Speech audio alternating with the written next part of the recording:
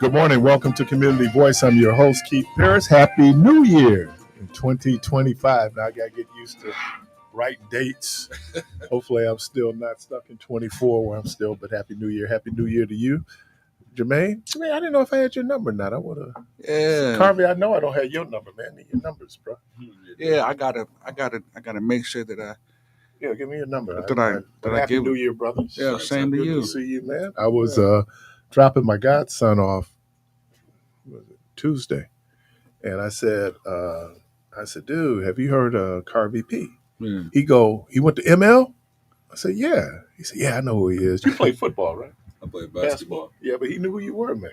Yeah. Yeah, he was at one point, he was at Wisconsin Lutheran. Mhm. And then he was over at Howard Fuller. But he knew who you were. Nice. I never met him. I said, oh, man, let me name drop. Yeah. CP. Carvey P.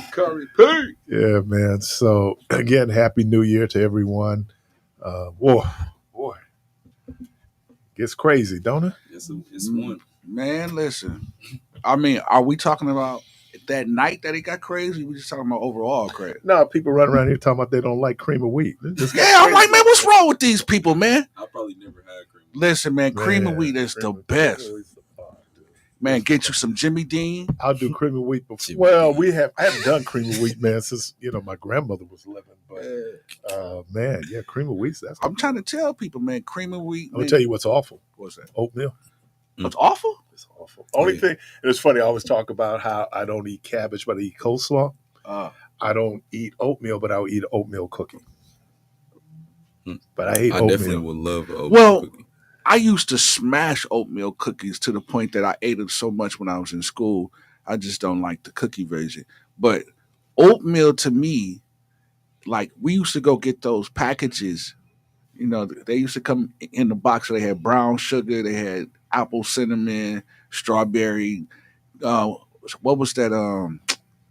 What was that? Cream of something. You got to do all that though, man. Yeah, but it was great, man. It was like different flavors. Yeah, different flavors, man. Then you get that, man. Get you a bowl, pour it in there, man. Some water. She would make oatmeal before she went to work for us for breakfast. Yeah, and as soon as she turned the corner, that was being flushed. They don't eat the oatmeal, man. This day, but my wife and she knows. What's it called? That steel cut oatmeal. Oh yeah, that's trash. Oh, she knows that. She got trash the kids. I hate steel cut. Our kids came up on oatmeal. I think baby eats oatmeal too. Yeah, yeah. But I'm not a big oatmeal fan, man. Man, but it's something about them when oatmeal get hard, boy. Like I know. That's what I'm saying. Concrete. Jesus, boy, you throw concrete, it in, man. Give a cat a black eye. They said that they had unearthed mummies and they had traces of oatmeal in their system all those years later. I mean, it's very healthy from my understanding, but man, Jesus, from all the years you still got oatmeal in you? Yeah, how about that? But I don't eat it. So, God bless you. I will eat it in a cookie though. But definitely will eat it in a cookie. Do you have black eyed peas, greens? I don't like black eyed peas. What's the tradition with the black eyed peas? Man, I read it Tuesday, man. No, it represents prosperity. Yeah, I never knew that because I used to wonder, like, why do everybody on January 1st, like, I know some people that would eat that for breakfast, like they would eat. And I'm like, why are you eating black eyed peas? And then when we were doing the reading on it, we found out that it's also served for Rosh Hashanah, which is Jewish New Year. Oh. So it's one of those things. People were saying for us, it goes back to Africa. And but this idea of good luck, good fortune, going forward, greens represents paper money. Yeah. Did you eat green? I eat greens. I just didn't have it on the first, but I don't understand who designated this stuff. Who said? Just old traditions, old culture. No, but it started somewhere. For us, it started in Africa. In Africa. Mm-hmm. And in the South, they did it. Not so much, the northern folks, but it was.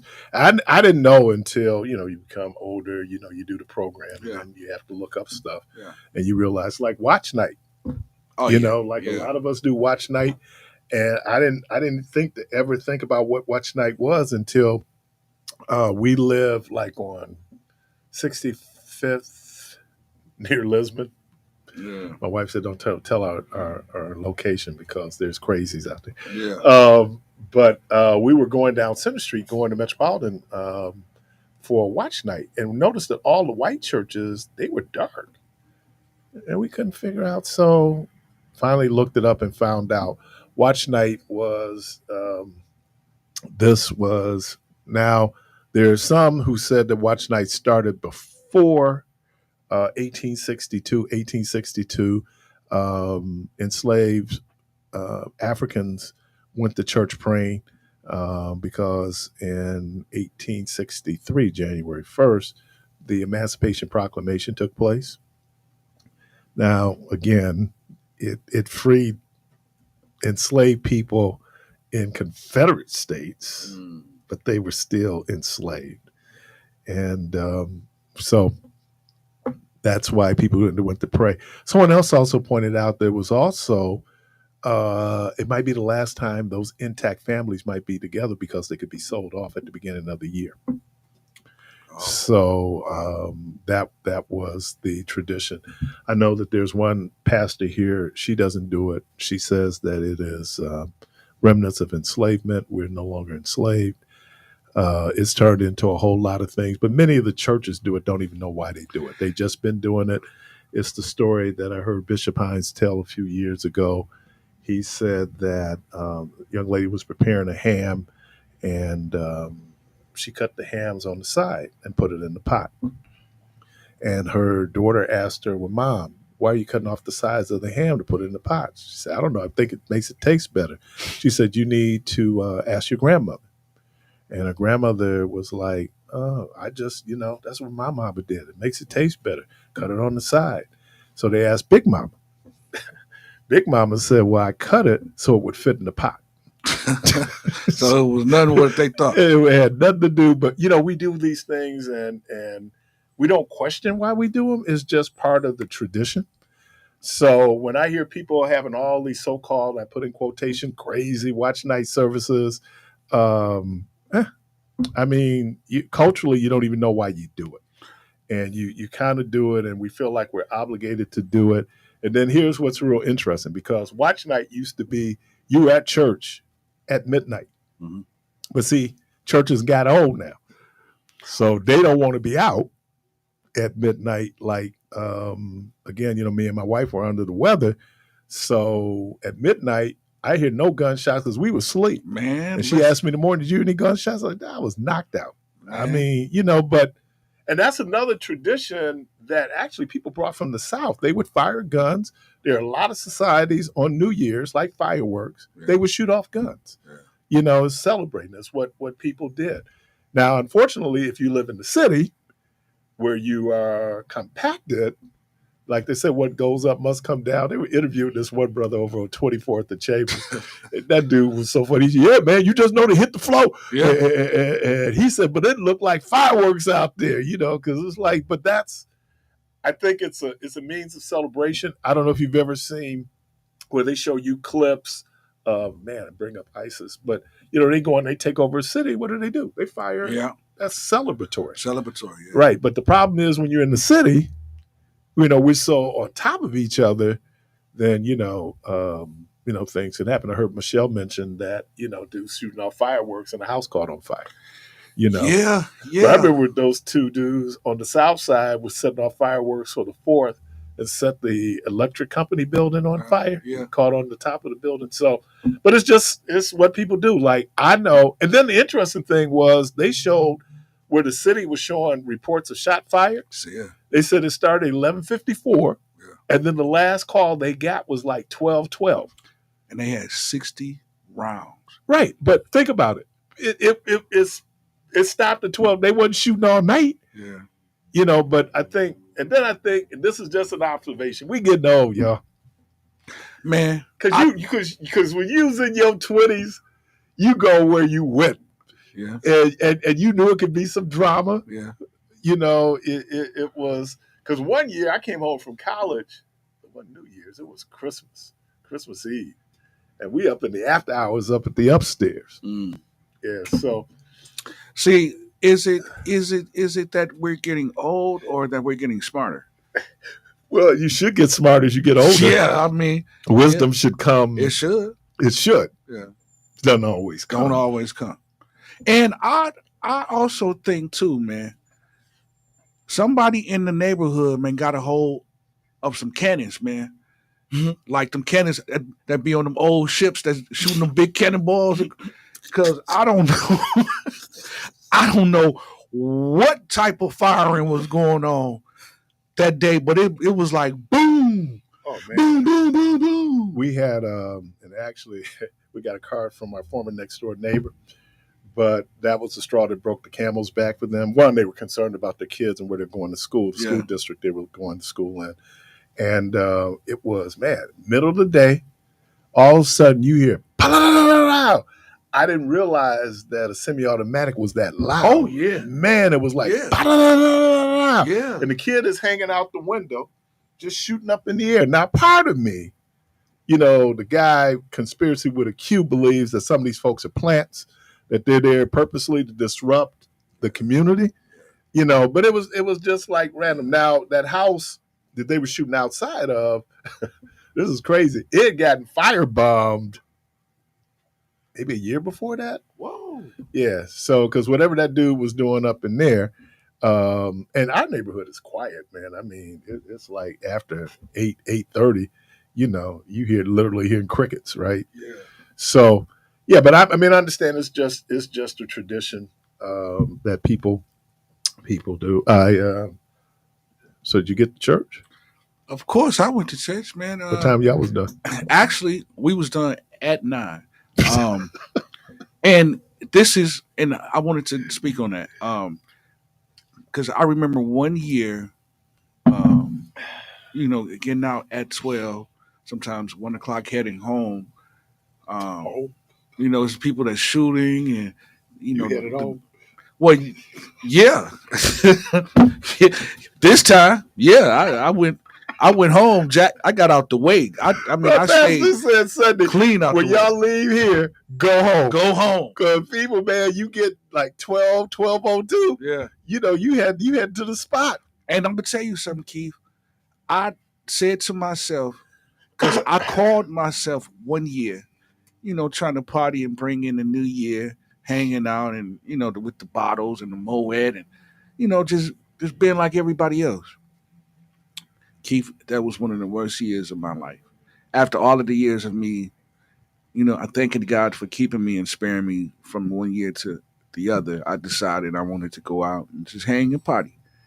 And this is to me, I can't speak for nobody else, but for me, that was one of the worst years of my life. Like I was going to funerals of loved ones and friends like every week. So you said that because you started the year off? I started the year off wrong. Oh, maybe those folks is gonna die. They probably was, because you know people die every day, B. Like they say, people die. They never people die before. every day, B. That never died before. But what I do have to say is that following year, it wasn't like that other year, and then years after that of me deciding to go to church, it hasn't been like that one year. So that's why that 1 year stick out like a sore thumb to me.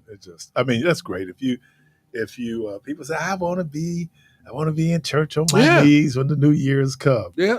And then 15 minutes later, you on your feet like party over here. Everybody in the club get tips. Well, I'll tell you what. One thing that the Bible do says is let everything that have breath praise the Lord. And he said in all thy ways acknowledge him. So it really don't matter where you're at.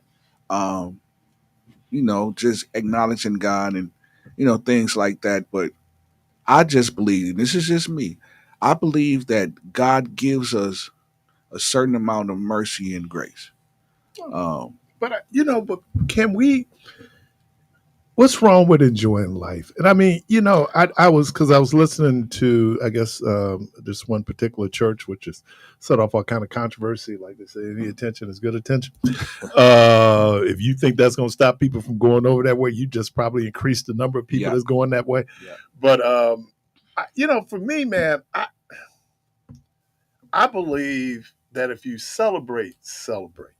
You know, I mean, and always, you know, calibrate your celebration based on your environment. Mhm. But I don't, you know, it's like I was asking you off air because you were talking about, you know, saved and unsaved. Mhm. A lot of these things that we said was saved, unsaved, we Mhm. found out were behaviors. Now the question becomes, is that behavior edifying? Does it make you better? Sometimes, I'm just telling you, sometimes you need to blow it out. And You know what I'm saying? it's, no. That's true, because even from the spiritual aspect, and you are a minister, but and so you should be able to actually um, pick this apart and speak on it. But the Bible talks about sin being pleasurable for a season.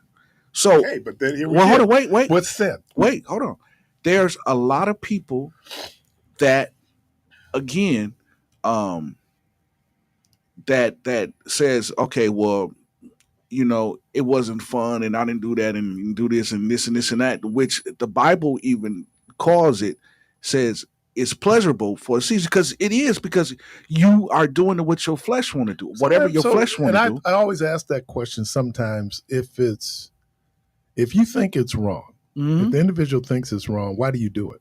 Because your flesh can outweigh your mind sometimes, for the simple fact that you can look at a girl and be like, I know I shouldn't mess with her, but because of what your flesh desire, your flesh can overtake. What did Robert Kelly say?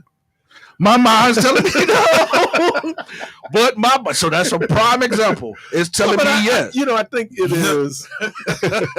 You know, trying to. It seems to be. I always say this, that sin seems to be pretty fluid. Mhm. Fundamentalist people really talk a lot about sin. I mean, man, you know, and I come from a somewhat fundamentalist tradition, and people just, you know, but it's interesting because what was sin yesterday ain't sin today. So then maybe we need to do a better job of clearly identifying um, what what's sin, and maybe we're spending so much time because here's the other piece of it. You can also choose to do good. Mhm. And I was asking you about, because you were talking about being saved, and I understand it was our traditions, what we call salvation, Mhm. depending on your religious tradition. Mhm. You know, salvation can be one thing. We have in the Baptist tradition, we have this thing called the age of accountability. Mhm. The age of accountability is then you clearly understand Mhm. that if you're going to become a Christian, one, you're mindful of your behavior, and two, you want to accept Jesus as your savior. That's pretty so where other traditions have where it's more structured and formalized, Mhm. you know, where like for me, and look, I was licensed to preach at 18. Mhm. I do not believe in child preachers because part of it, and at 18, you haven't lived enough life to be able to understand the practical applications of the things that you're talking about. You know what I mean? Because you haven't lived it yet. You haven't been. Who's my guy? I saw him. He plays the Christian faith. He came in. The big brother plays keyboards out there for him. Antoine. Right. And Antoine, he and I were having this discussion. Mhm. And the discussion was Jesus, when was Jesus tempted? He was fasting and praying. Mhm. His temptation happened when he left the wilderness, because then that's when the devil starts talking to him. Mhm. But why? Why? Because he was fatigued. He was looking for the weak spot in Jesus. Right. He's fatigued. Right. And so I use that term fatigued, but we can get morally fatigued. Yeah. We can become emotionally Yeah. fatigued. Yeah. I was sitting up thinking about this brother who, you know, pulled off perpetrate this heinous act. And I think it was bigger than his religious conviction. I think he was at a point where now he's susceptible to suggestion because of all the things that's going on in his life. Yeah.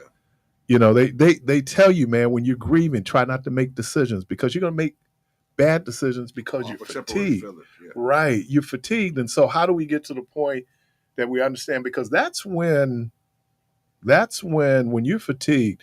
George Leftwich, a mentor of mine, when I was at Mount St. Mary's, he said, Keith, when fatigue sets in, habit takes over.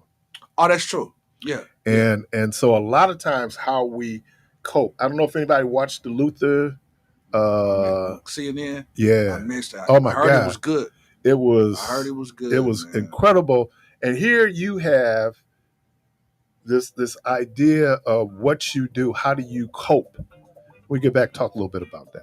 You're listening to Community Voice. Hey, the phone line's open. New year. Is it a new world? New year, new world. Love to hear what you think. Do you make resolutions, things that you're going to do this year? There's one fitness, I was watching this thing, and I think next week there's a day they call Quit Day. Now, if you went to the gym today, it was packed. They said next week will be Quit Day. It'll be back to normal. I believe that too, because it was packed the other day. You're listening to Community Voice. The phone lines are open, 414-444-5250, 414-444-5250. We're going to take a quick break. We'll be right back.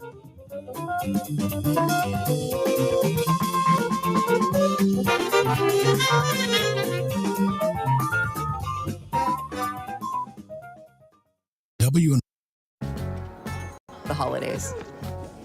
And holiday trips. And holiday toys. And holiday bonding.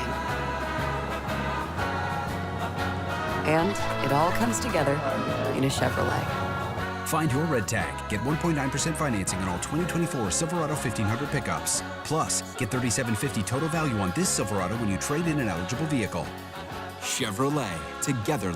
The passing of a loved one is emotional enough without adding the stress of funeral arrangements. By pre-planning, you receive the desires of your heart while taking away the burden from your family. It also saves you money, providing the dignity and respect your memory deserves. And there are times when life ends unexpectedly. Please know that the New Pitts Mortuary is here to lend a helping, caring hand anytime, day or night. We are the New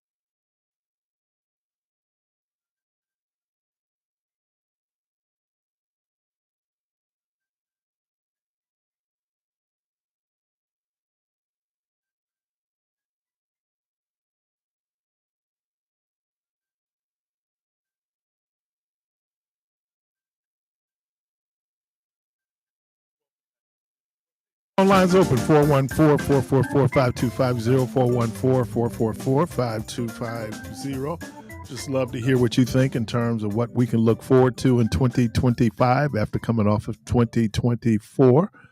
Eh, it rains and the sun shines. So, I mean, if you say, I don't know if it was a bad year, there were some good things last year, some tough things last year. But I think if you go through and look at every year, you probably find that now sometimes it seems to skew maybe one way more than another way. But in a lot of ways, it was a good year. And here's the other thing: we survived. We got through it, man. And so, another day. Uh, Watching, I don't know if anyone saw it last night, the Luther Vandross documentary. It was in the theater back in November, and CNN showed it last night. I don't know if they were going to get it in with all the breaking news, but they're able to get that in, and then picked up the coverage right after that. But there were some things that I did not know. And of course, how do you know everything unless you go in and you look? The fact that he had been nominated for 9 Grammys. 9 of them? Uh-huh. He lost one year to Terrence Trent D'Arby. Yeah. Now he lost to Stevie one year. Okay, I mean, it's anytime Stevie is up, just figure out how many you're gonna get, right? But the issue that he was dealing with in terms of his weight, and Jermaine knows this, Carvey knows this. When you're doing performances, what you look like matters. Yeah. It's visual, right? Like until we went to YouTube and Facebook, man, how I came in here looking, it didn't really matter because you couldn't see me. Yeah. Now you see me, right? And so you become a bit more conscious about your appearance. And that was the big issue. And then when you're doing love music, which is basically, selling sex, or sex is a part of it, how you look is thing. And then the illusion, right? And I'm going to say this, and this is really controversial. Hopefully it doesn't come across as being when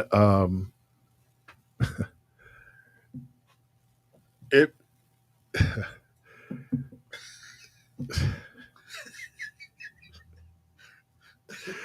okay. So when Luther is singing "Let Me Hold You Tight," which is a Brenda Russell song, by the way, for only one night, that's Brenda Russell. The fantasy you have with the singing, especially if you're a woman, is that he's singing to her and about her. Because he was a gay man, he's singing that, so I had to get to, love is love. And so a love song is a love song. And I have gay friends who go through a bad breakup. And that breakup is just like straight people, because a broken heart is a broken heart, regardless. Now, for us, if that's not your lane, you may not appreciate that. Right.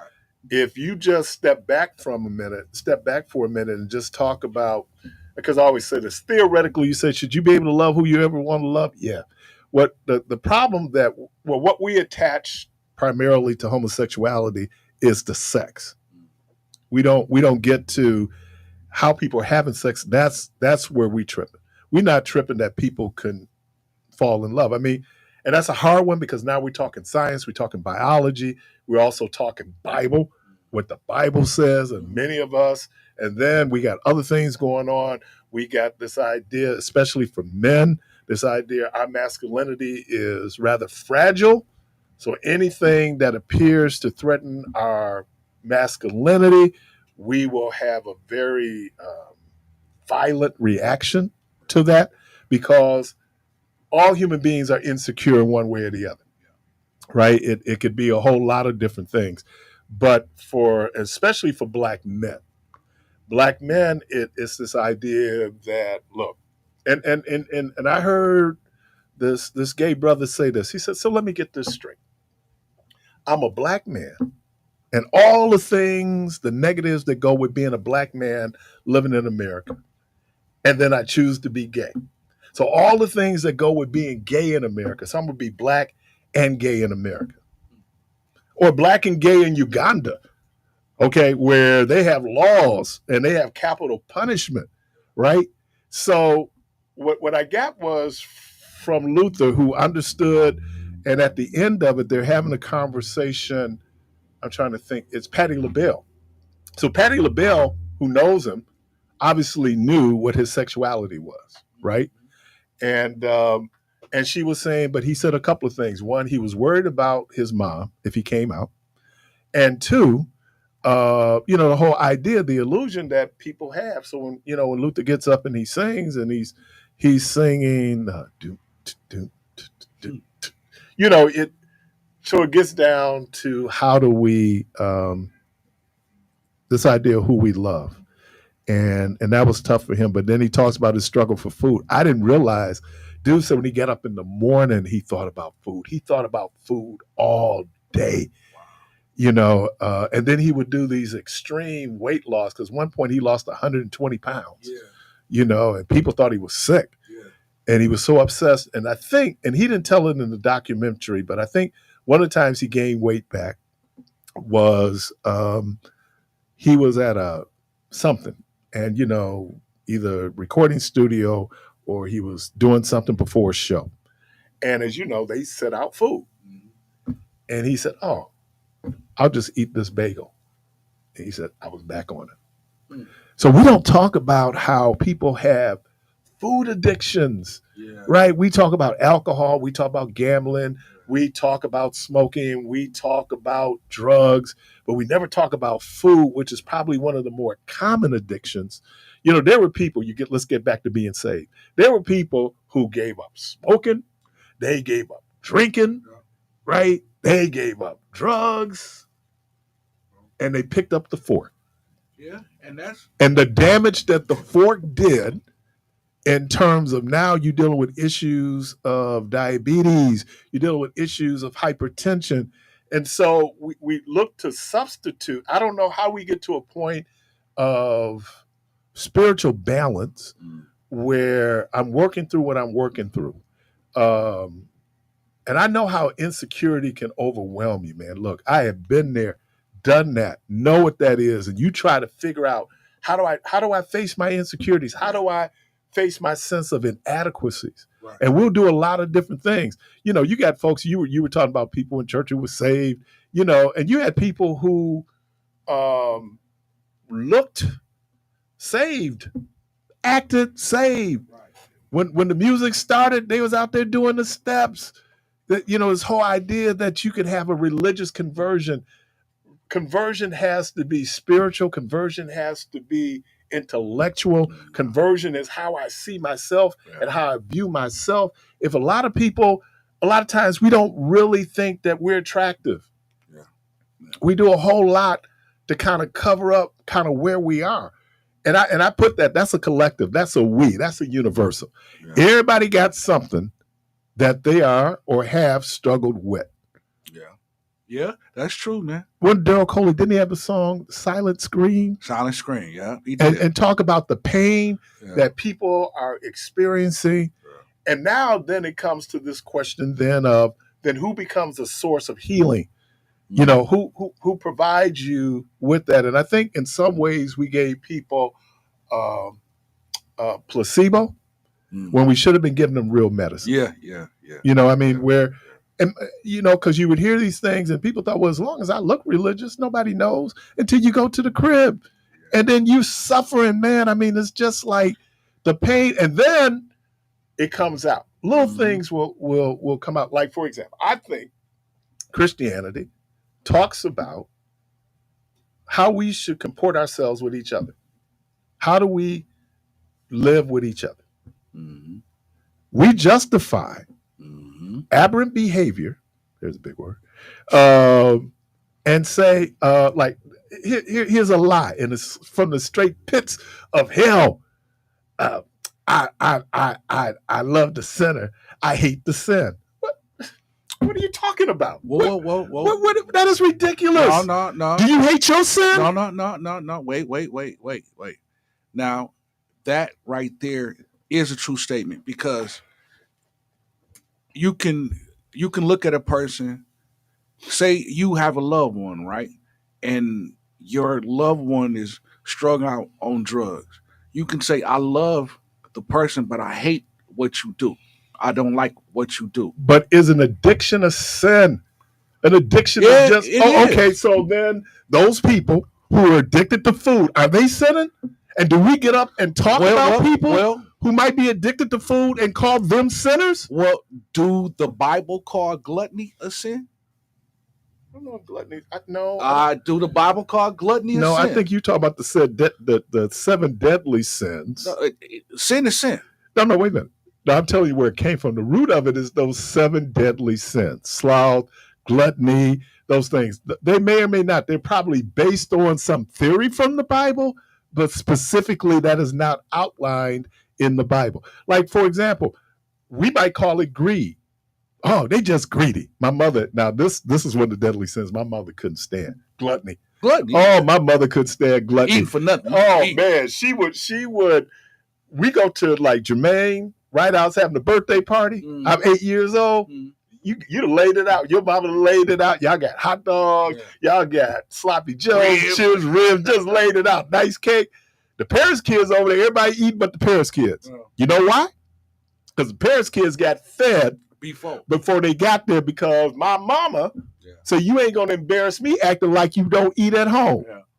So now, a lot of that too is because we do it as adults. We see something and we think we want it and we'll buy it. And then as soon as you start eating it, you be like, man, I really didn't want all of this food. And that's how kids are too. You know, kids will see that and be like, I want this, I want that. You put it on a plate and they be what like, do we I'm used to full. call it? Your eyes is bigger than your stomach. Yeah. I mean, and depending on what, I'll never forget, it was a Saturday meet. There was a group of guys we would meet once a month over at Perkins. Yeah. This would have been in the 90s, so people were still, putting work in. Yeah. So these brothers come in. It's obvious that they, they drugged it. Yeah. They ordered so much food. Yeah. They couldn't eat all the food because they went from poverty to prosperity. Now I can eat whatever I want to eat. And I'm going to blow it. Yeah. Because I'm trying. So I think trying to understand where we are, trying to understand that all of us are incomplete. All of us are going through what we're going through. Yeah. And to be, so that's why that gets back to, let me get back to the statement. I hate the sinner. I hate the sin. I love the sinner. If you love the sinner, love is judgment free. Real love. We don't judge you. Am I concerned for you? Am I concerned about you? But then I don't judge you, because that judgment becomes condemnation for a lot of folks.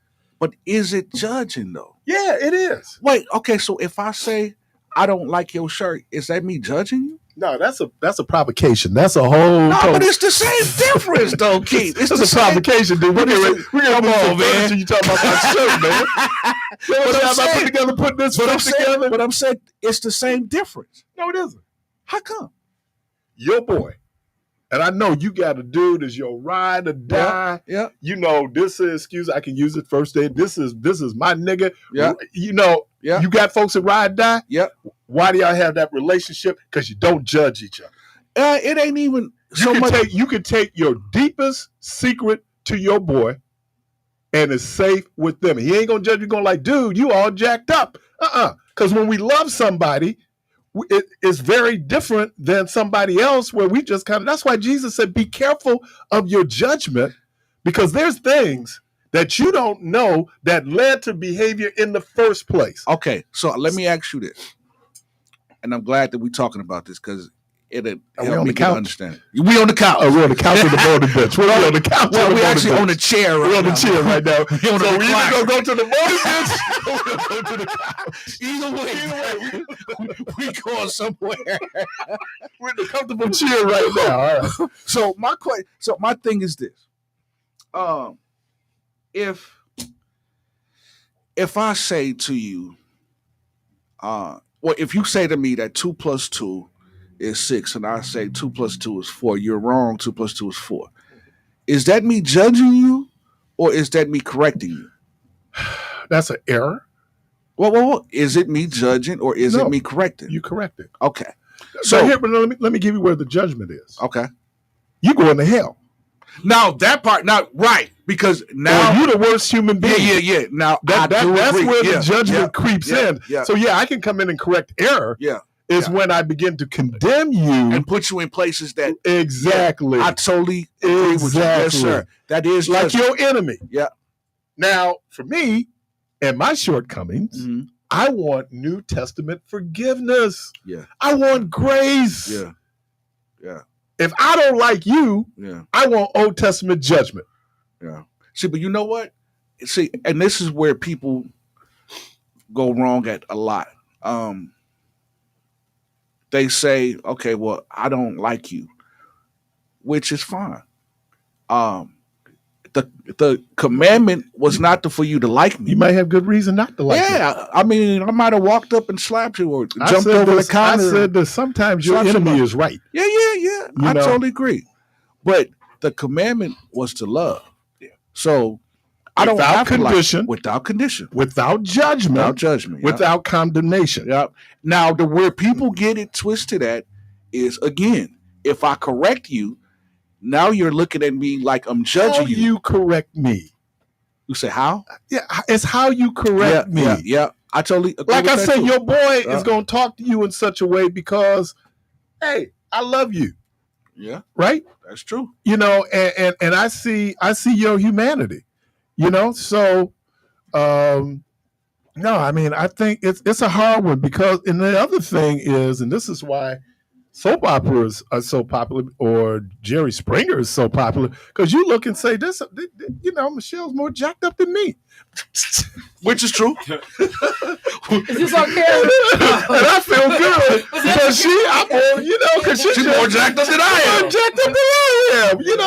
Now I think that's where we get to this whole idea of the story of the Samaritan is a story of a person responding to a human need. Yeah. When I get to your humanity, it doesn't matter if you are Greek. Yeah. It doesn't matter if you're a woman. It doesn't matter. Sure, I'm getting. You are in a instance of pain. I was looking at some of the folks who came to the aid of those people who were getting hit. Yeah. You see humanity. You see suffering. Yeah. And it might move you to say, my humanity compels me to do what I have to do. Yeah. But we spent so much time, and look, it's good if you get a person who's an alcoholic to quit drinking. Yeah. Or a person who's a drug addict, to stop using. Because we know the destruction that it has physically on you. Yeah. But we done made it a sin, and you going to hell. Or as Kennedy say, you going down. You going down. You going down. So I think that if you look at anything, my pastor Wanzo used to always say that, man's inhumanity to man, that we can do some god awful things and rationalize it and justify it. Chattel slavery was a god awful institution. There is no good that anybody can say we received from being enslaved in America, right? Mm-hmm. I mean, it was no. That's true. And I said that even when I look at the Bible and I saw enslavement in the Bible, I thought it was wrong. Yeah. But if I'm writing a book, I can justify my aberrant behavior by saying, well, the Lord. Now, how many preachers, I love when I hear preachers, evangelists get up and say, the Lord fed into my spirit. I went like, wow, just you? Well, that is possible because it depends on your relationship and your walk. Really? With God. No. Seriously, because God can download something into your spirit that he wouldn't send to me. Because if I'm not in position. I might have an insight. I might have insight. Well, but you can have the same insight. Well, if I position myself like you, now I have to be in position. If you see the truth. No, see, but hold on. See, but this is what I'm getting at. Your prayer life is how you communicate with God. Okay. and he communicates back to you through signs, wonders, people he might send you your way to, or he might, like, you might pray for something and he'll send it your way, and you know that it was God that sent it your way because it's something you prayed that you asked for. What about when you prayed and didn't get sent your way? Because that means then you're asking for something that you want, and he don't always give you what you want, but he will give you what you need. How about this? How about most of the things that we get, we work for? Well, how about having you work for it because God give you the ability to obtain the wealth. So if he didn't give you the ability to get up in the morning, if he didn't give you the ability to obtain the wealth, the things you work for you wouldn't have. You didn't get the house because you had a 420 skip. Right. And I don't care how much you pray. Unless that credit score gets up to 680, 700, you ain't getting the house. You can pray. You ain't getting the house. But let me stop you with that. And this is where miracles come in at, because anything that man, no, seriously, watch this. Because anything that man has his hand on and that man makes happen is not a miracle. And I can speak from my own experience because I was in the market to get a car. Okay. My credit, and I know my credit was terrible. I ain't gonna say what was on it. Okay. But I was riding in the car with one of my guys. Mm-hmm. And I said, man, I want a Chrysler 300, brand new, off the lot, mm-hmm. moonroof. Mm. You know what he said? What he say? He said to me, pray and ask God and then go get it. Now, I knew, one, I didn't have the finances, and I knew my credit wasn't good, right? Okay. Now, this is right-handed guy, Keith. Okay. I get a phone call. Okay. Mr. Rideout, are you looking for a vehicle? Now, in my head, I'm like, how would you even know that? Because I didn't apply for nothing online. I didn't do none of this, Keith. This is the truth. Okay. And how did he get your number? Hold on. Listen. So I asked him, I say, yes, but I didn't apply for nothing. He say, well, we was just going over the list and you must have filled out something a few months ago looking for a vehicle. Now, this was a few months ago. Okay. Right. Now, at that time, I didn't need the vehicle. I was just looking for it. Now, the time I said that I wanted the vehicle and described what I wanted, the color that I wanted, I told this to my guy in the car riding down Sherman. He say, pray about it and go get it, right? Now, in my head, I'm like, man, I ain't got the money, I ain't got that, whatever. Long story short, man, I get the call. I tell them, hey, yes, I'm looking. He say, well, we're going to send somebody to come get you and you can pick out your car. Now, I'm telling him on the phone, I say, now, I don't have any money to put down right now. He say, oh, man, that's cool. No problem. We still going to come get you. You can pick up your car. So in my head, I'm like, man, they not coming. This is man, they playing. Like, this ain't real. So I go back to doing what I'm doing. An hour later, Keith, I get a call. Mr. Rideout, we're outside to take you to go get your new car. I grab my license, run out the house. Now, when I get in the car, it's a white guy with a long beard. We start talking. So I tell him, I said, man, you might have to bring me back because I don't have any money to put down. He said, oh, man, don't worry about it. They're going to take care of you. He took me out to Sheboygan, Van Horn, out in Sheboygan. Right-handed guy, Keith. I'm sitting there. The guy say, go pick out your car. So I go test drive a couple cars.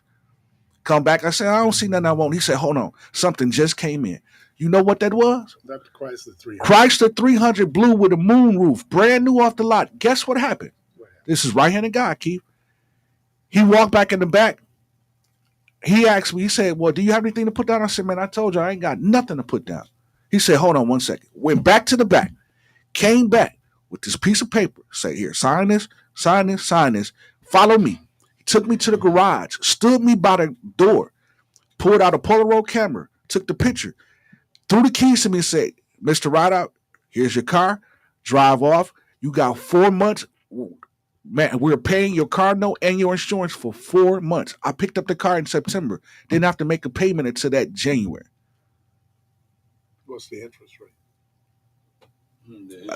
I think the interest rate was 1 point something.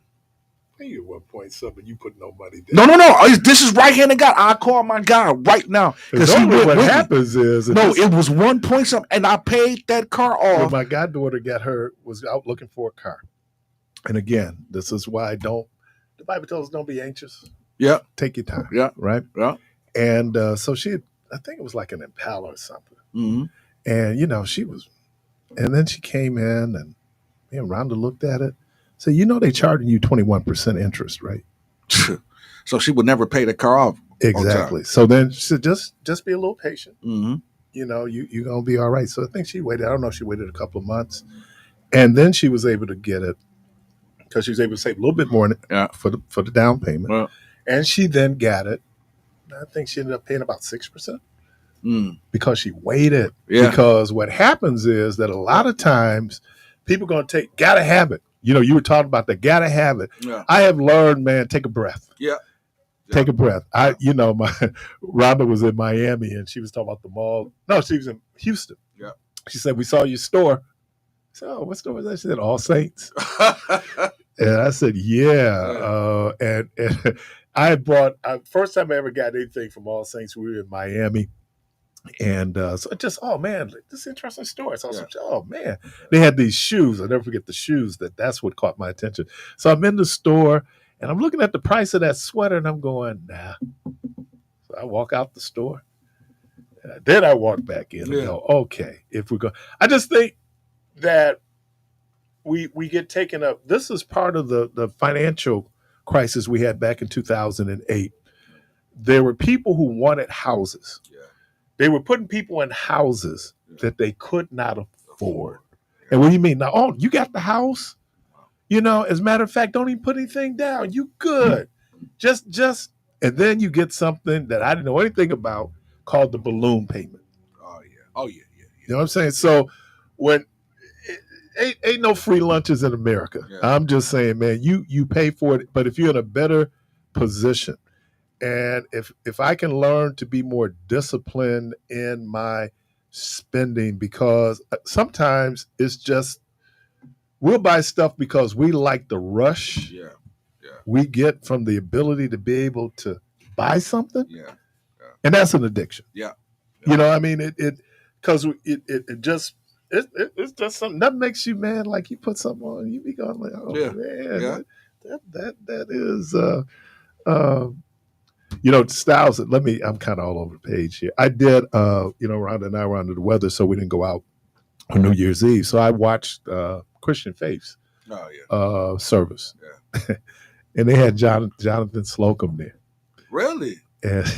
And Crystal Rucker, who lost like 100 pounds. The woman had like multiple strokes a few years back. So, I guess Bishop had complimented the boots that Jonathan Slocum had on. He had oh man, Bishop. And he had a bag, so he pulls out the bag, and he got kind of the same pair of those boots. He said, when you're a celebrity, they give it to you free. Well, I love all African people all over the world. Boy. So here you go.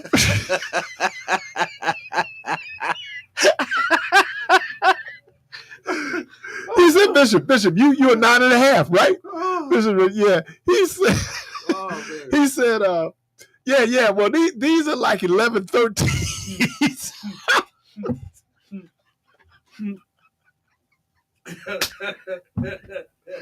Bishop, who's one of the classiest guys I know, he just said, yeah, man, I'm going to try them to see if they fit. Now, you 9.5, he give you a 13. They ain't going to be looking like Ronald McDonald out here. Clown feet. Oh, my God. Oh, man, and they were the shiniest boots. Oh, my God. Look, in my mind, they spit shine. But, yeah, that was, but you know what? I'm sure he appreciated it. It was the thought, but it was just like, man, dude, if he's 9.5, I don't even know if he get an 11 if he's 9.5, man. You gonna be, those boots are gonna be. You gonna be getting your rubber duckies on. They're gonna be huge rubber duckies. When you walk. Bishop handled it well. He handled it well. Because I'm the type of Negro, man, I wear 12. Yeah, like, quit playing. Quit playing, But no, he said, oh, man, I'll try them on, see if they fit. Like, he wear 9.5, he going to give him a 13. False hope. Daisy. Fool's gold. Oh my God, that was so crazy. That's what you get for complimenting them. You shouldn't have paid attention. Caller, welcome to the program. Good morning. Good morning, Keith. Hey, what up, George? Happy New Year, man. Happy New Year. Right out just gave you a beautiful testimony that you were talking about, but you hurry up and slip past that. Miracles do happen, dude. Thank you, bro. Thank you. God does bless people, dude. Sometimes you know why? Sometimes I get frustrated with you because sometimes you're too cynical, man. And that's why I asked that question the day that you said the other day, because you're supposed to be the one that's telling people that God is good. God blesses people. Yeah, sometimes he may, like White House said, sometimes he don't give you stuff because you ain't ready for it at that time. Or like the Bible says, you ask him for the wrong reason. Yeah.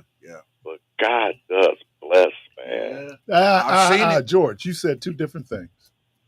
You said two different things. Yo, yeah, we go because you came at me. I'm not coming at you, Keith.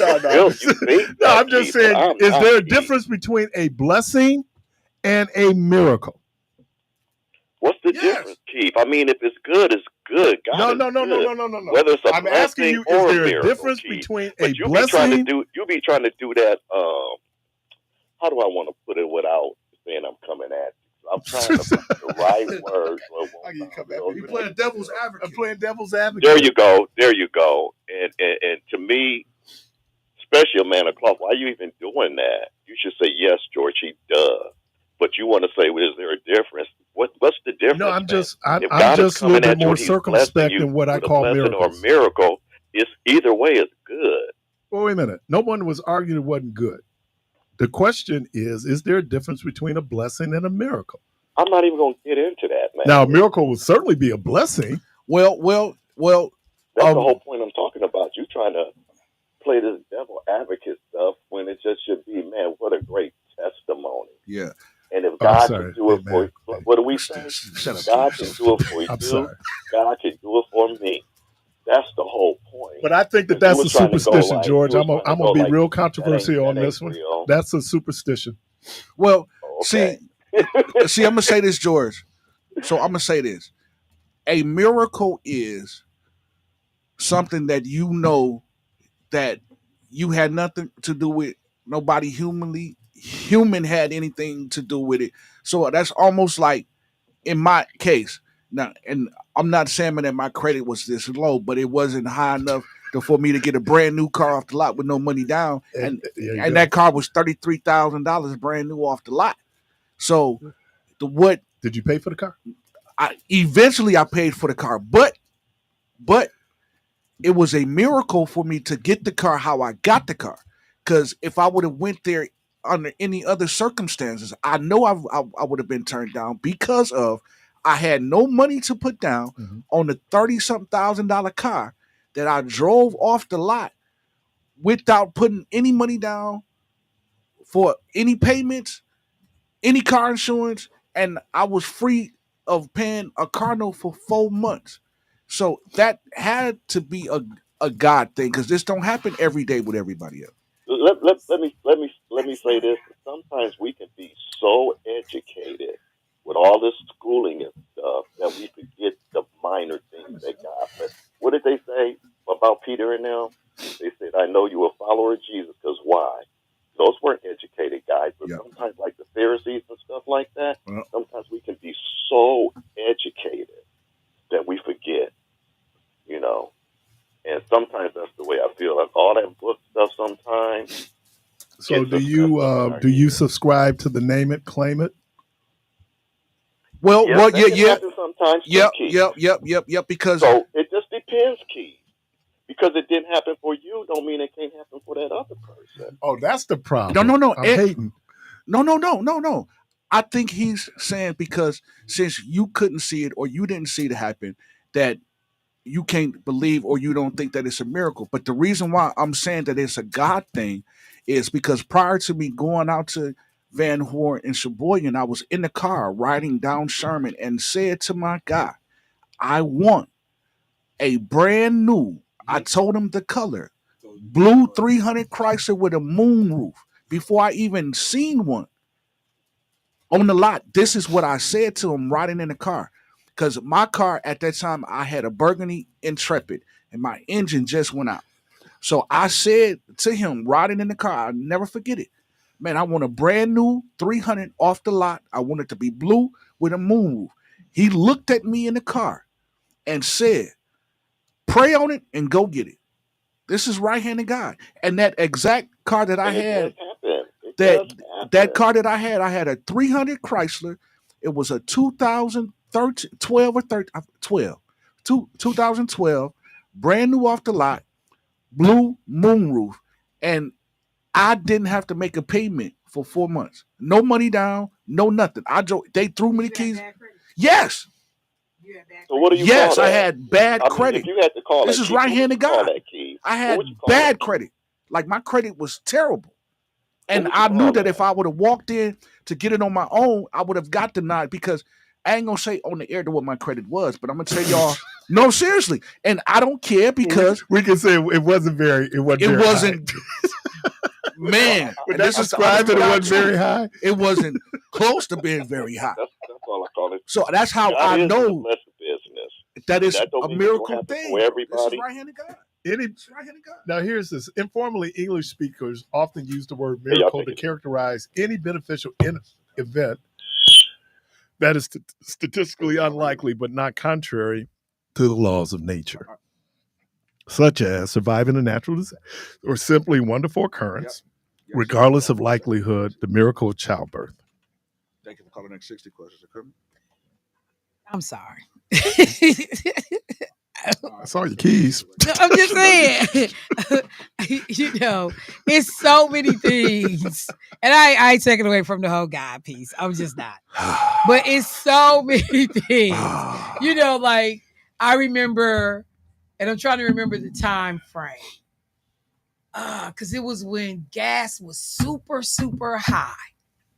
And they couldn't sell an SUV to And they was giving them away. their life. Yep. There was a dealership that was literally giving you a car when you bought an SUV. But that didn't happen to me though. I mean, I hear you. But I'm also, like we have a hard time. I pulled your credit and yep, your score ain't good, but your income is good. So the likelihood is great that you can maybe make these payments. Or people will see something and say, you know what? 80% of the time he makes his payments. So I can take that gamble. And we ain't moving no cars right now. Can I say something? Saying all kinds of things can be at Listen, play. hold on. Let me tell you my case. That was my first brand new car. All my other cars I bought off of Bobo and them and from used car nuts, right? Mm-hmm. This particular car, brand new from Van Horn in Sheboygan, right?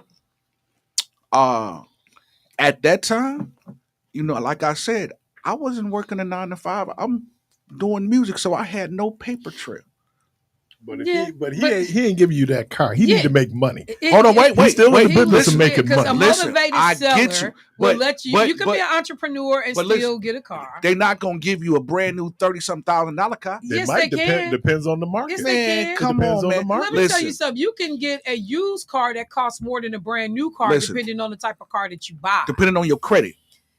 And how much money you? Sometimes it depends on the market. Listen, it depends on the market. I understand that. If they're trying to move those cars, trust me, I'm gonna let you get it, man. Right. Listen, you talking to somebody that got strong faith and that stands. And I believe hold on, that. wait. Let me finish. Van Horn too. The white boys that gave you no car. Listen, let me tell you something. That's another. I didn't have no money. I didn't put no money down. Of white people's ISIS card. I didn't put no money down. No money down. No money down.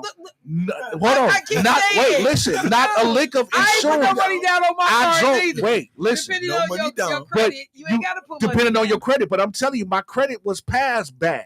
Okay, so I think that unless you're telling me your credit was below a 5, I'm telling you, my credit was 50, past bad. But And that I'ma don't tell apply you- to here's the difference. That don't apply to cars. Yes, it do. No, it does not. Yeah. Because cars depreciate. No, When you look at if the reason why it's so hard for you with bad credit to get a house is that realty usually appreciates, bro. right?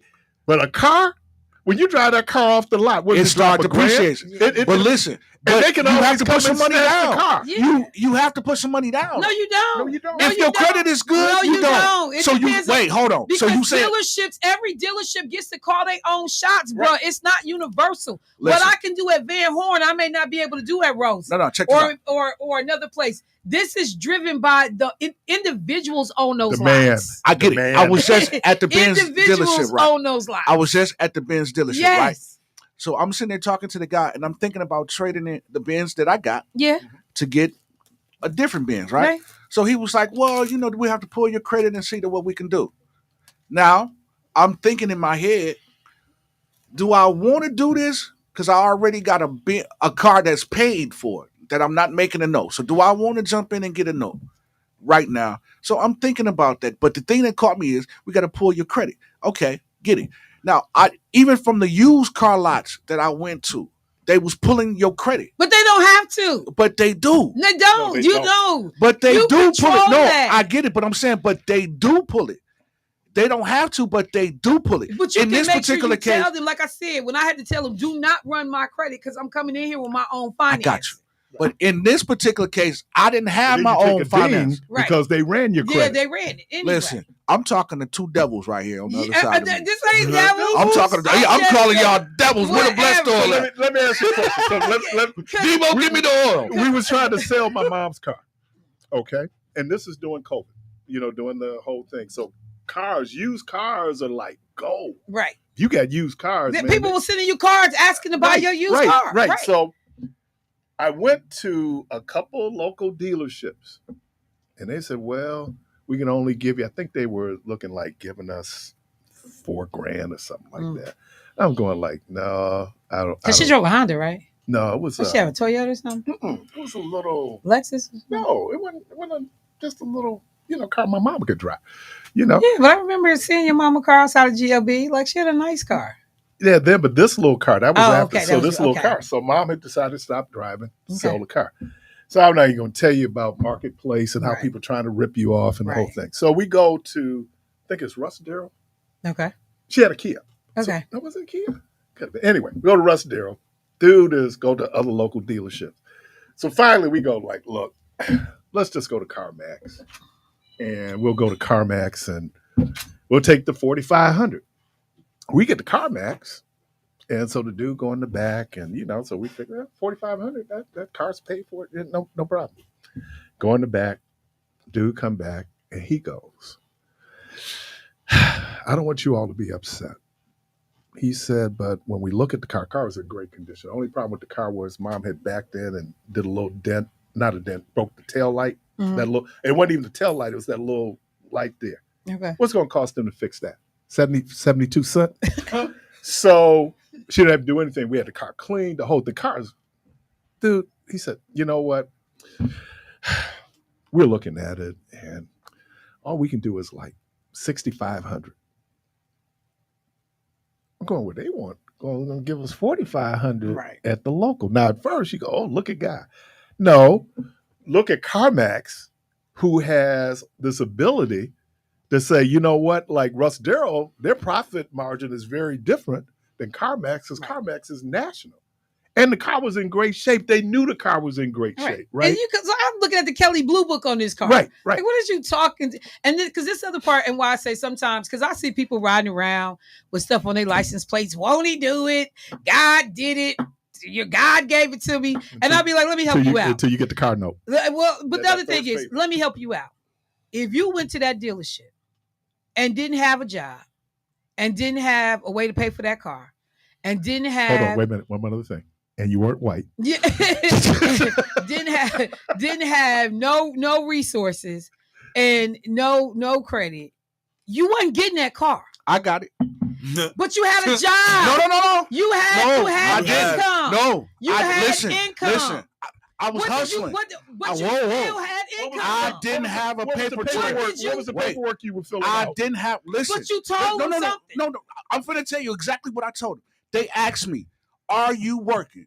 You know what I put down? Self-employed. That's it. Hold on, wait, hold on. That's legitimate. But then they still needed a paper trail of mine. They asked me if I, and I probably shouldn't say this, but I'm gonna say it. Asked me, did I file? No, I didn't have no tax papers. Didn't have no nothing. I didn't have no paper trail. So you had a motivated seller. Yeah.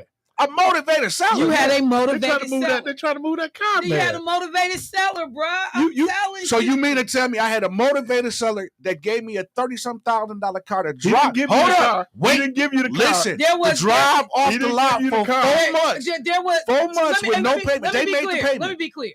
There was a low jack on that car, so that anytime they wanted to find it, they could have came and got it. I don't care where you hid it, what garage you put it in, they would have known where that car was. The likelihood was greater that you were going to pay them than not pay them. Listen, car dealers make a calculated risk all the time. Did they ask you to estimate your income? They asked you to estimate your income, and right? you know what I told them? This is the honest to God You told them you weren't making any I told money? them I wasn't making nothing at that time. I didn't have nothing. This is right-handed guy. Exeter Finance. Why would you even buy a car? I tell didn't. Somebody you listen, had no money. listen to what I'm saying. They called me. And so I was just going. Motivated seller. No, listen. Well, why would they call you? Listen. Motivated seller. I was going along with it because at first I was like, no, listen to me. At first I was like, man, this gotta be some type of joke. Because why would Van Horn from Sheboygan call me and I wouldn't? Because they needed to move the car. And you know what? They're trying to sell the car, And get those cars off their lots. How long had Van Horn been in business? Van Horn? Because Van Horn, I remember when Van Horn got started. They just bought the Honda dealership. Yeah, now they rolling. Yeah. But at first, because somebody was doing buy one truck, get another truck free or some mess too. I'm telling you, bro. This was 2000. This was 2012. You had a motivated seller. This was 2012 at Van Horn when I got the car. And we coming off of the recession.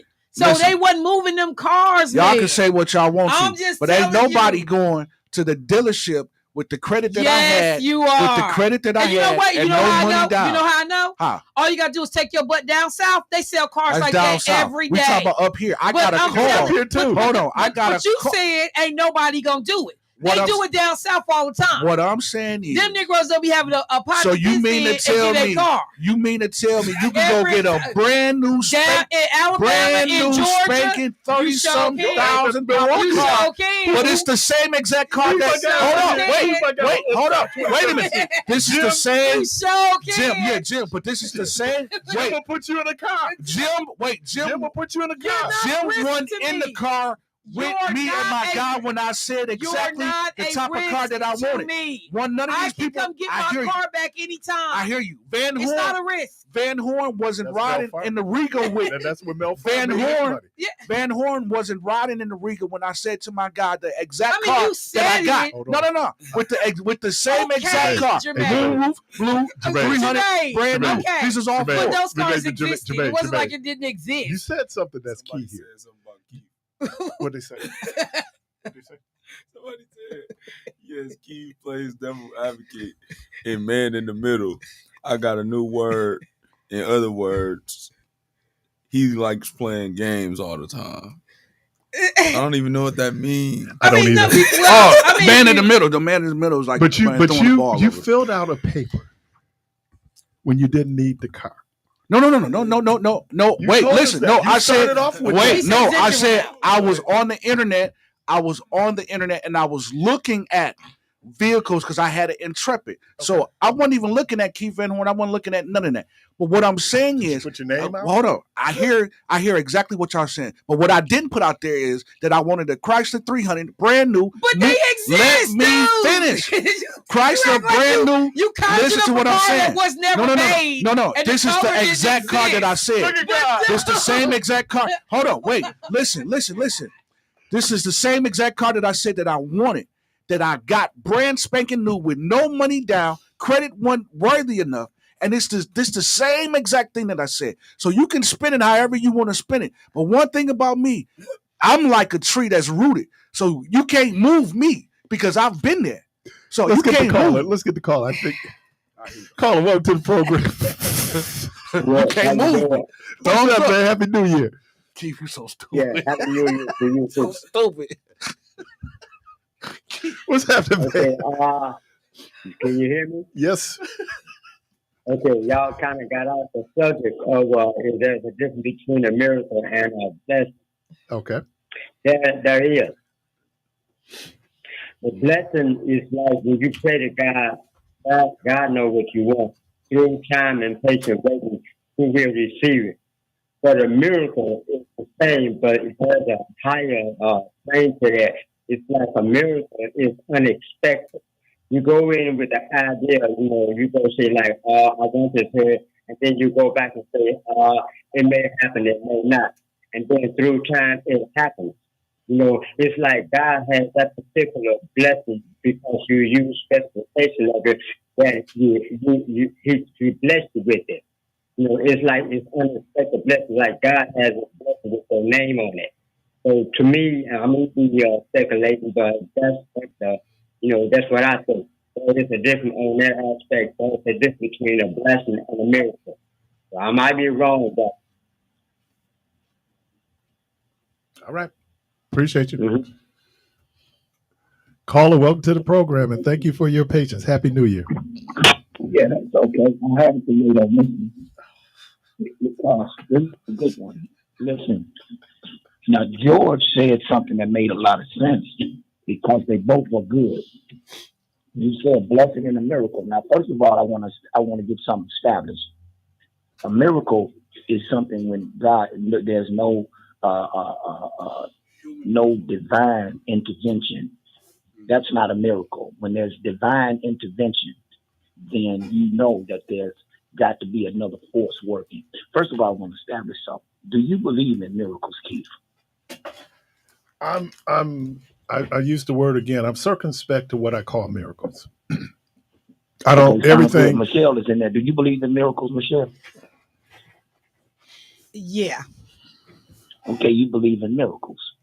Now, what is the problem? The brother said that he prayed, his car had broke down, he had bad credit, and somebody called him. First of all, I would have been suspect to get in the car with any man, less known a bearded white man, to drive me all the way up to Sheboygan. Okay. Oh, I had a pistol on me, Meech. So but that's okay. He can try me if he wants to. He'd have been on the side of the road. What y'all scared of? Listen, man, hold on, brother. I'm on your side. Mm-hmm. See, these two people that are arguing with you are the same people that'll get sick and say, God, don't let me have COVID. Oh, Father, don't let me have we're the same cancer. people that are going to go to a doctor. And when the doctor people can't heal me, now I need a miracle. Hold on, brother. You done already prayed before you get to the doctor, Keith. That the doctor's going to be able to do what they need to do. But when the doctor can't do what they need to do, then I'm going to need a miracle. Or guess what? I'm going to die. You get to the doctor? I'm sorry? When a symptom come upon your body, do you talk to God? Well, let me just answer. I don't. I go to the doctor. I don't, because if I got a cold, I'm not gonna say, "Oh God, please take away my cold." Right. I'm gonna go get the medication that's over the counter to take it. When I was worried about COVID, I went and got the vaccine. I didn't say, "Jesus, please spare me." I went and got the vaccine. Because it helped fight off the effects of the virus. Let me share something with you. But okay. See, this is the reason why we have to get commonsensical. We have gotten away from it. We've gotten so into man that we done left God. See, this is what I'm talking about when you get to the Democrat Party. It ain't got nothing to do with the Democrats. It has to do with people who understand. If you believe in God, Trump got the vaccination. If you believe in God, he got the shot. Then you know that God also gave people gifts to be able to solve many of the medical challenges that we face. Yeah. So you do both. I agree with that. But I'm gonna start where it's most tangible. I can immediately touch it and see it. I can go to Walgreens, get some medication, and see if it works. I can go to my doctor, see if it works. So what it is that God is a last resort for you. God is not a last resort. If you believe in God, He's put people in place to be able to help you. Like, okay, let me give you. How many people are on this earth? God got time to be worried about Michelle with her cold. No, I'm gonna make sure I get the medicine in the store so that Michelle can just go get the medicine. I ain't gotta help her with her common cold. I put people in place to create the medication so she'll be all right. So I ain't gotta worry about her and her common cold. Okay, fine. Listen, now, I'm gonna show you a blessing. A blessing is when Rep Myers was able to get a kidney. Yeah. That was a blessing. Yeah. A divine miracle would have been to heal the kidney that she had, and doctors can't explain what happened to kidneys. And how often does that happen? Huh? How often does it happen? Yeah. No, listen to what I just. Oh, hey, Meech, listen. Answer my question. How often does that happen? I don't care if it happened once in a lifetime. Right. It happens. So now we live in a fact-based world based on probability. Like, what's the survival rate of pancreatic cancer? Something like 10%. But there are 10% of the population, but 90% of the population will have very negative, probably mortality attached to pancreatic cancer. Or before we had medical advancements, there were certain cancers that people died almost immediately. Now cancer is not a death sentence. The same people that died lived. What? I said there are certain cancer, the same cancer you describing where people died, some people live. Yeah. I know a lady there are things that even doctors would tell you they cannot explain. Yeah. But for the most part, most things they can't explain. Let me explain this to you, man. Everybody that take fentanyl don't die. If that's the case, the dope man will be in jail that night because he done sold 50 packs. Yeah. Everybody that do dope. What I'm telling you is that medical. So you're trying to describe that everybody gets medical. But Meech, if you decide that you want to live on miracles, I remember saying to someone, Wait, let me finish. Let me finish. Hold on. Let me finish, man. If you want to live your life on miracles. Hold on, listen. Michelle, and I asked you a question. You spent it. Michelle, I didn't spend it. I was qualifying, but with no belief. She just said it because she didn't want to be in trouble with God.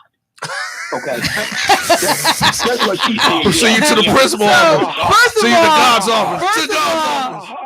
No. First of all, let me be clear, because everybody that listens to me knows that I don't think about God in the way y'all think about God, because I didn't have slavery to bring me to what y'all call God today. I'll go back to whatever you didn't go to that in the world. That's right. I'm just saying. When y'all talk about God, y'all talk about the white slavery God that y'all got brought. I don't do that God. Yeah, I don't do that God. So I ain't got to worry about staying in this God's graces, because I want to know what my ancestors practiced before they ever heard about this God. So your God and my God ain't the same God. Okay. Hold on. This is good. I know it is. I was going to jump in, but I'm going to stay out.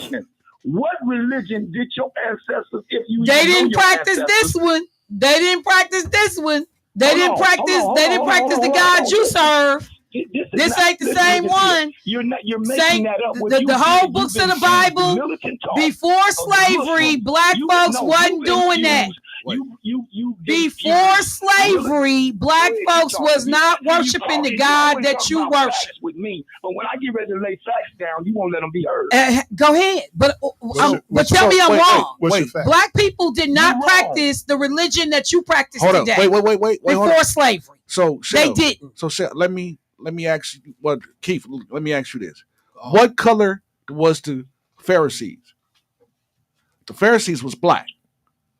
They was black people. They were Asiatic people. Well, you got to look at where they was living in that time. Egypt, color, and that's how the sun is. They was color folks. The Pharisees, all of these cats. What was it? The Kasha. But I forgot how to say it. But they was black people. Kemet. Was it the Kemet people?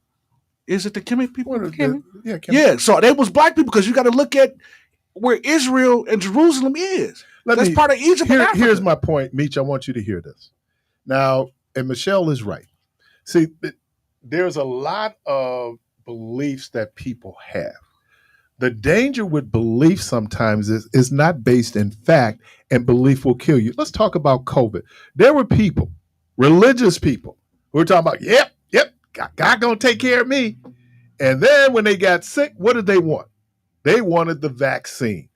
We do what we do, and then when we can't do any more than we do, that's when it's in the hands of the Creator. Because you cannot take the vaccine when you got a vaccine is to prevent. Exactly. Good point. But people were still getting it. And they died. Hold on, let me and they died. Okay, first of all, hold on, brother. That's a valid too, because only 1,700 people died in the state of Wisconsin. I mean, in the city of Milwaukee. But 1 million died overall. But 1 million died overall. Okay. But 1 million died overall. And a lot of it was based on belief. Do you pray and ask God to help you with anything, Keith? Who, me? Yes. Yeah. Help me with Meech call. I knew it was coming. Yeah, I'm praying right now. I knew it was coming. Okay, it's good. Rap is good for the soul. Lord, help me get through this. I'm praying right now. How many times have you asked God to intervene in something, and he might have didn't intervene, but you had the faith or the idea that my God will hear me? Oh, that's a good question. Brother, you and Michelle need to repent and pray, because one thing about it, you're going to leave out that radio station today and you're going to be somewhere and you're going to say, God help me, God this and God that. Quit playing with God. Boy, you can put the whole board on it all you want to. Like I said, tell me what black folks practiced prior to slavery, Negro. What did they practice? What did they practice? Animism. And so if you're trying to tell me that all of my people, if you are trying to tell me that all of my people are going to perish because they didn't practice this version of Christianity that your people practice today, that was introduced to them via slavery, what did we do before that? No, it was not. What did we do before that? Don't keep quoting to me the books that was written by these white boys like this is all I'm supposed to adhere to. Go on with that. No. You got the bully pulpit. Trust. Because you're infusing militant talk. I'm not. That's not militant. That's history, bro. That's history. When did black people learn about the God you serve today? When did they learn about him? Enslavement and colonization. When? When? We go back before Judaism. When? Let me play something to you, sister. When? Let me play something to you. When? Finish that King James 16. You know what? You can't answer the question, bro. When did black people learn about the God that you serve today? When did they learn about this particular God? Slavery. Before way back during the beginning. What? Where's the proof of that? Tell me where to go read that at. Listen, Michelle. Where? I just want to know where to find it, Meech. Where can I find it? Right now, the book talks about black people. I ain't talking about the Bible. Tell me where I can find it, Meech. We get our Christianity belief. But again, who taught you, Meech? But again, who taught you? Brother, I'm being taught by the great Gamaliel. Oh, no, you like Mr. Challenge. Okay. Mr. Challenge. Hey, man, you know what? Hey, you know what? I would love to challenge you guys to an open mic, because can't now one of you do nothing with me or the Holy Ghost. I already did it with you, fam. You ain't told me yet. When did we get introduced to the God that you know today? When did we get introduced to that God? We've been introduced to black people was not worshiping in this way prior to slavery. Not the Christian God. No, they were not. They were not. Listen, they were not. What were they? They were not. They were Muslim? No, the majority of the world is Muslim. They were the Muslim. majority of the world is Muslim. Hold on, Meech. They were Muslims. They were animists. They were Muslims. They were animists. They practiced voodoo. We had our own religion. Just like the Native Americans. They didn't worship this God that y'all running around worshiping right now. It was not the same thing. People had different religious beliefs. But the majority of the world to this day, The majority of the people that practice faith to this day are worship, Muslim and do not worship the Hey, Christian let me God. say this to you. And if they ever get in politics real good, they go in America, they're gonna put their foot on your throat like you ain't never seen. Sharia law. Versus the Christians that do it already. Versus the white Christians that do it already, Meech. White Christians, ain't no Muslim never tried to put their foot on my neck. Ask me about a white Christian. Ain't no Muslim never tried to put their foot on my neck. Ask me about a white Christian in America. Referee in here. In America. Ask me about a white Christian in America. Hey, that's who had the slaves, Meech. Hey, the white boy got millions sitting in I know. White ice is colder. Go get you some. Go get you some. That's so true. Go get you You're some ice listening cubes. to Community Voice. Thank Go you, get you Meech. some ice cubes. We're going to take a break. Someone just text me. Please remind us that God gives us all the gift of discernment. So, Keith, my question before we go to break, how did we get off of talking about Y'all my car? miracles and blessings. Miracle and blessings. Jesus, how do we get off? You infused the car during the miracle and blessings conversation. So you the one got off track. No, we was talking about being blessed. And No, we were trying to get the difference between a miracle and a blessing. Right, and I said mine was a miracle. Right. Me getting it was a miracle because I really knew was a blessing. Because it was a miracle and a blessing in my case. Because Jesus, if We'll you knew right what back, I knew.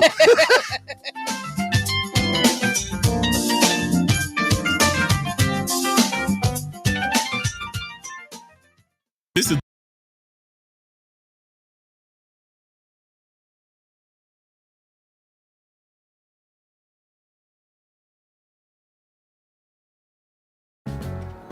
The holidays. And holiday trips. And holiday toys. And holiday bonding. And it all comes together in a Chevrolet. Find your red tag. Get 1.9% financing on all 2024 Silverado 1500 pickups. Plus, get $3,750 total value on this Silverado when you trade in an eligible vehicle. Chevrolet. Together, let's drive. The passing of a loved one is emotional enough without adding the stress of funeral arrangements. By pre-planning, you receive the desires of your heart while taking away the burden from your family. It also saves you money, providing the dignity and respect your memory deserves. And there are times when life ends unexpectedly. Please know that the New Pitts Mortuary is here to lend a helping, caring hand anytime, day or night. We are the New Pitts Mortuary.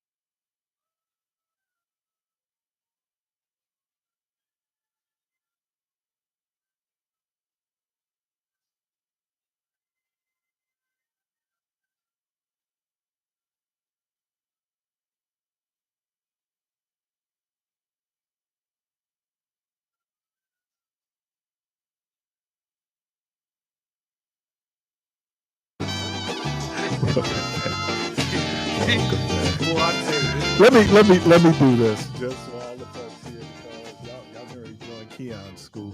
You gonna learn today? No. You know, Keon.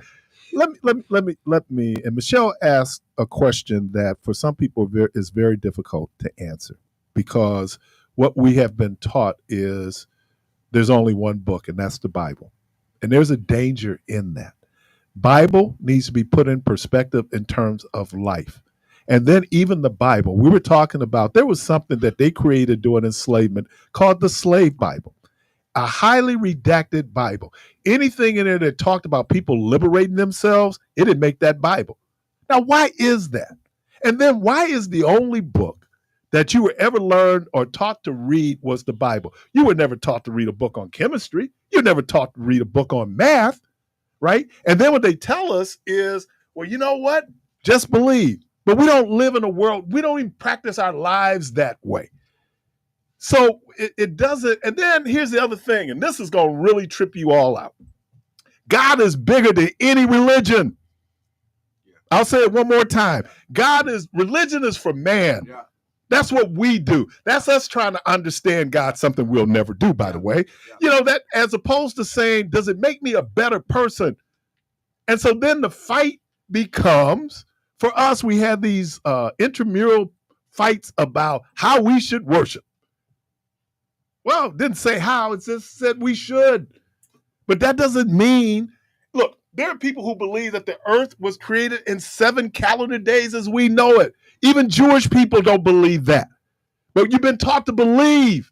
Some things you have to believe. Some things we have nothing but faith. But other things are pretty practical. And you can see it. So, it's a fact-based world. So let me ask you. So how do we navigate ourselves in this fact-based world where then as Christians, what's the difference between Christians and other folks?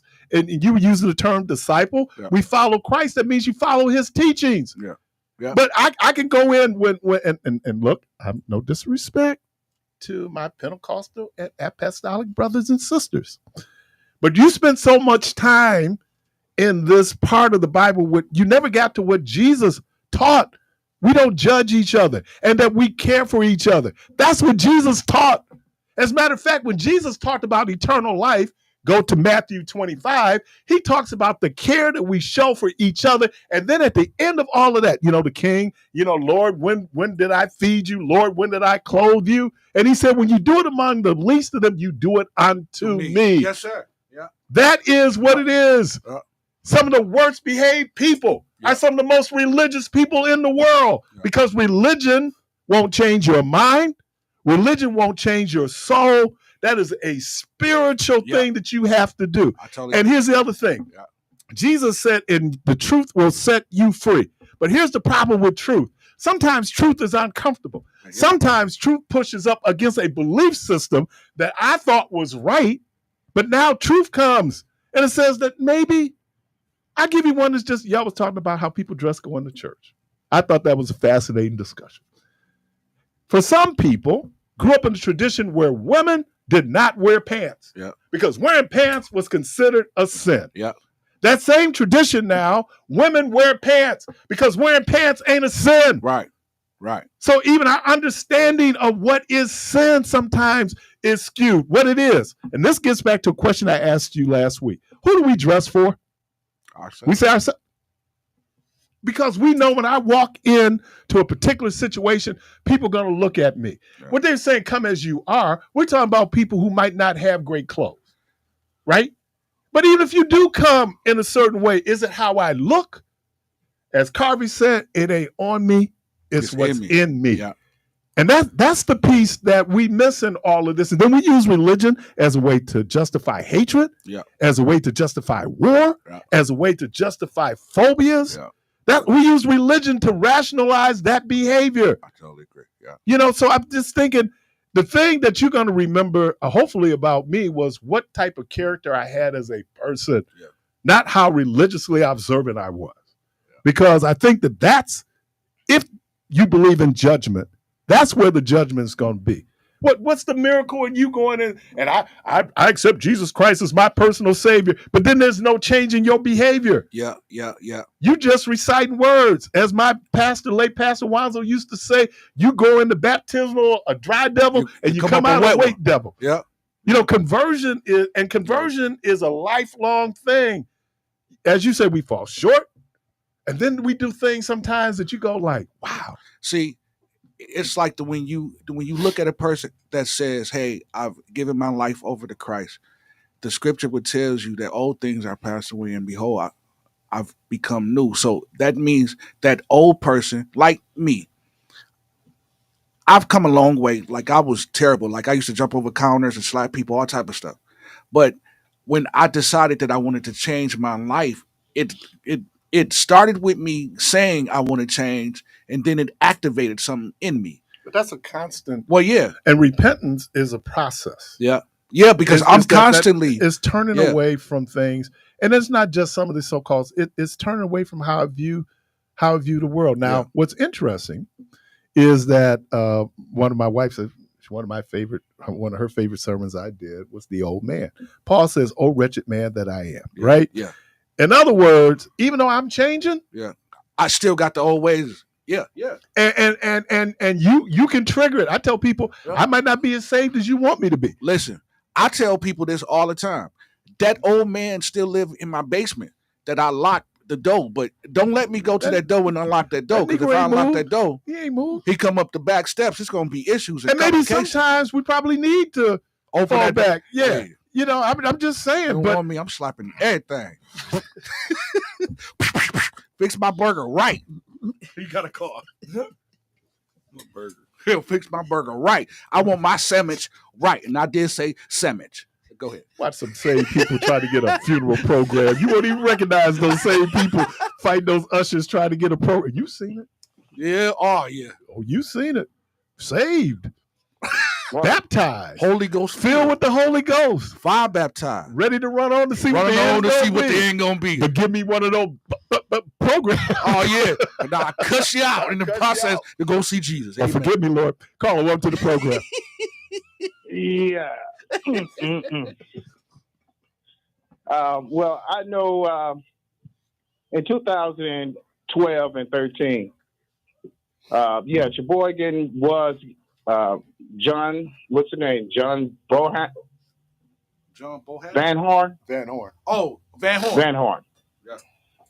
Yeah, you were right. You got a vehicle without anything down. Because at the time I wasn't looking for no vehicle, and they had on the internet, you can have this car right now.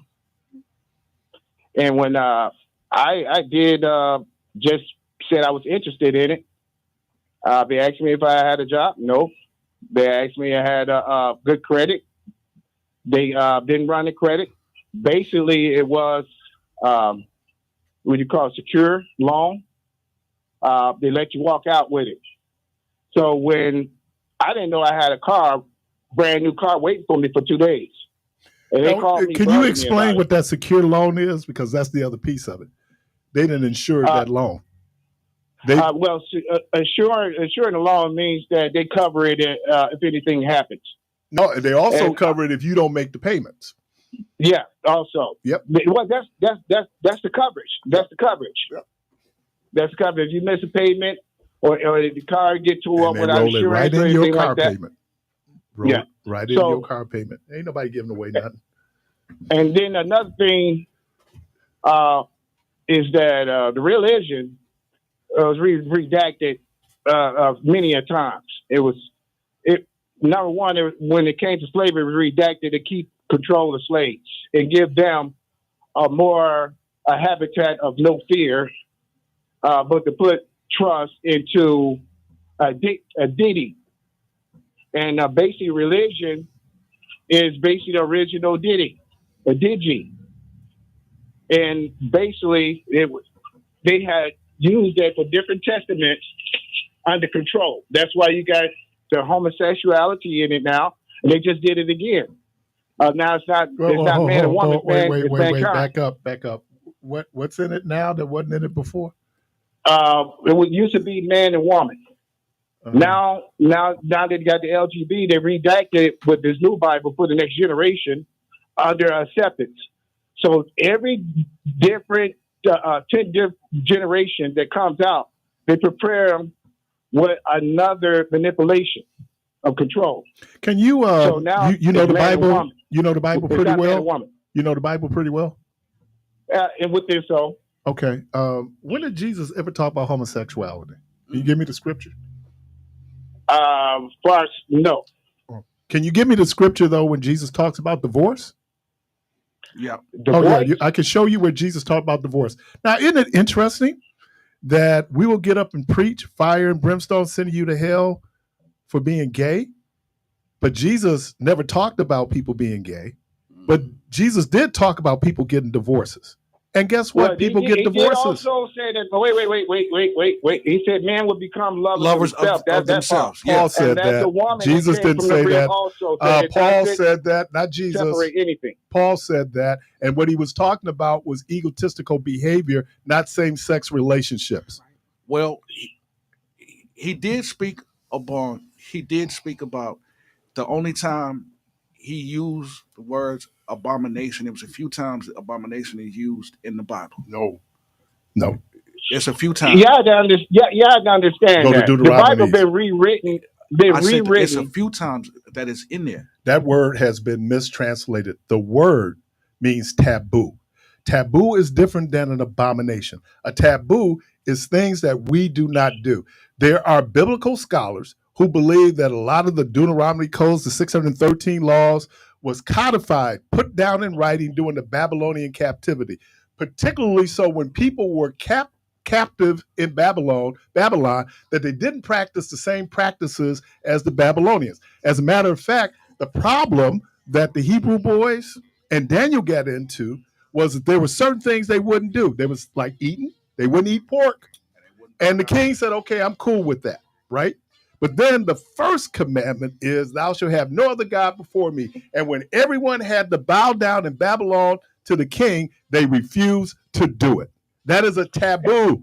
There are things that we do not do in society. It is not a condemnation for hell. That word abomination, I hate that word because it's been used. But this here's the thing. Okay, God made man and woman. Okay, God made everything. No, we know that. Okay, but we that includes gay people. Who made them then? To take care. He made that's a mindset, Keith. No. Who made gay people if God made people? Being gay is something you do. That's just like me. God made me, but if I choose to be a gangster, that's something I chose to be. But you know what? Who you attracted to ain't nothing you had to work on. That's just like being attracted to gang members, though. Exactly. What I'm saying is who you are sexually attracted to. You didn't have to go and go like, It's all about association. It's all about association. It is. Can I speak? Yes, sir. Babies, listen. Babies was not taught sex, okay? All right? But the naturalness of the evolution is a rebreed, okay? You can't rebreed with he. Do you think that there's an exception to every natural rule? No, not to me. Really? Because can you explain albinos?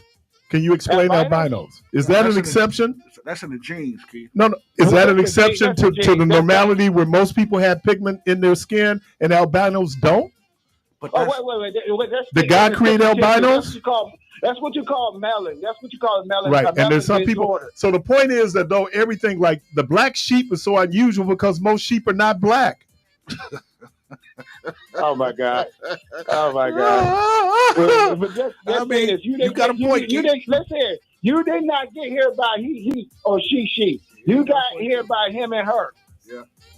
And all right. And even to this day, you still can't get here from he. But let's just be clear. Every woman that's a she may not be capable of bearing a child. But so it's not that you only that is the only purpose that your body serves. Everybody may not even be able to bear children. That is true. But one thing we do know for sure. But you do need it for reproduction. But it doesn't mean that everybody on this earth has to procreate. Has to do that. But it's one thing we do know for sure. What's that? No man would ever procreate. Well, a and that's true. man would never, but ever, understand ever this, be able being to have a gay baby. doesn't have anything to do with I get procreation that. because I can still have a child. But how do you supposed and to be? not have that child How do you with the supposed to person be that I'm married to fruitful or and multiply? partner? How do you supposed to multiply? The same way a lot of No. gay people Hold on. The same How do you supposed to multiply? Explain to women who cannot biologically. Because it took somebody else to have a baby. No. It took a woman to have a baby. Jermaine, explain to women who biologically cannot have a child. Exactly. Okay, here we go. The women that cannot have a child, it has something to do with your uterus, your womb, so your gene. But however, if they wanted to have a child and adopt a child, it would take another woman. Biologically, it would take another woman to have it, and not a man. A but man this is the couldn't give thing. them Number one, the people being gay is not going to stop the world from reproducing and procreating. But it's not going to stop. But if everybody did become gay, I know two gay black men. They got more kids than me. That's the other thing I was going to say. No. Biologically. Get out of here, man. They made them. Boy, please. It's with a woman. They made them with a woman. It's women Hold on. He said, now. wait a minute. Hold on. Right now. Wait a minute. Married to gay I men. get it. Hold on. But Keith just said he's two men that has more kids. Hold on. That's gay. I understand. More kids Hold than on. me. You can still have a thing and put it in something and release that's going to cause you to have a baby. But two men can't insert. You can't insert the thing in a man and have a baby. Hold on. Calm down. Because this is the point. You can be gay and still have children. Exactly. So when people keep using the excuse that but you can't have a he but and you she, can't have she, it. No, you can't have it with each other. But again, but 90% of creation, people are straight. procreation, and sexuality are not linked. Right. Yes, they're it not is. linked. Yes, it is. Because how you gonna procreate?